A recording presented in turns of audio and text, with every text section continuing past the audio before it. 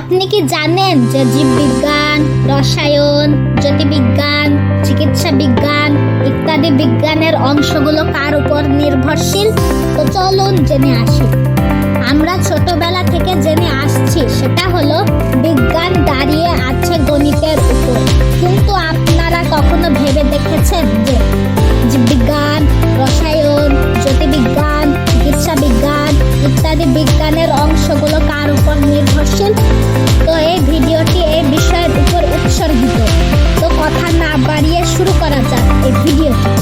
জীববিজ্ঞান, রসায়ন, জ্যোতির্বিজ্ঞান, চিকিৎসা বিজ্ঞান ইত্যাদি বিজ্ঞানের অংশগুলো পদার্থ বিজ্ঞানের উপর নির্ভরশীল।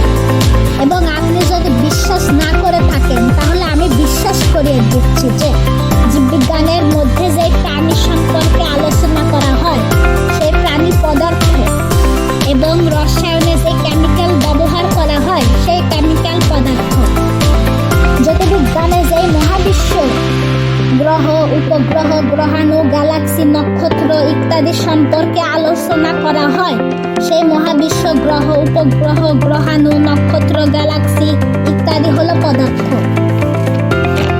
চিকিৎসা বিজ্ঞানের যে মানব দেহের চিকিৎসা করা হয় সেই মানব দেহ পদার্থ, অর্থাৎ এই দুনিয়ার সবকিছুই পদার্থ।